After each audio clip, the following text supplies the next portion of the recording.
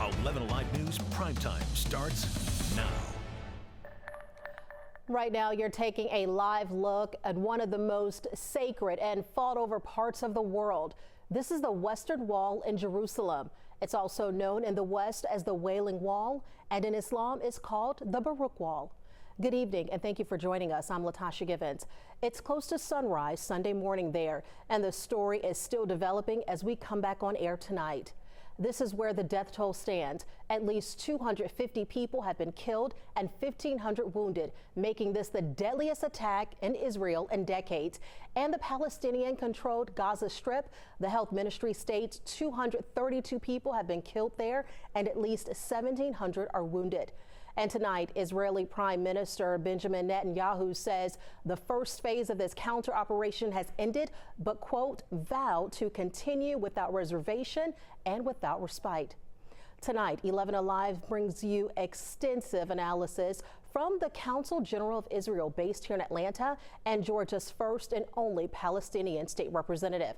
11 Alive's Karys Belger has those important interviews you'll only see here tonight. And Karys, they were able to give you incredible context to what's happening now. Especially because we are still learning about what is happening and how many people will be affected. And both the Council General and Representative Ruo Roman emphasized it's important to keep in mind the people who are in the center of everything as things unfold. These are the latest images out of the Middle East, hours after an attack by the Hamas militant group. I sat down with Anat Sultan Dadon, Israel's consul general to the southeast, who says the news came as a complete surprise. When you first heard what happened, what was your immediate reaction? Shock and really heartbreaking to see my fellow Israelis targeted, civilians, children. So far, hundreds have been confirmed dead and more than 1,000 injured. Sultan Dadon says it is especially painful as the attacks come during a holy time and on the anniversary of another major conflict. 75 years of independence.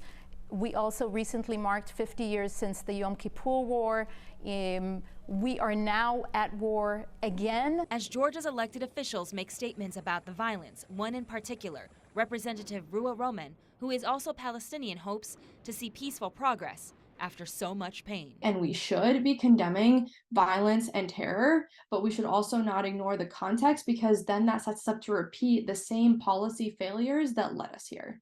And she hopes everyone remembers the people who were at the heart of the conflict. I don't speak on behalf of all Palestinians either. My goal is to urge for de-escalation and a reduction in violence and tension, because the people being most impacted are the most innocent. Also speaking out today were Governor Brian Kemp, calling the move by Hamas, quote, an egregious act of war upon one of our nation's greatest allies, and Senator Raphael Warnock saying, quote, we must condemn terrorism in all its forms.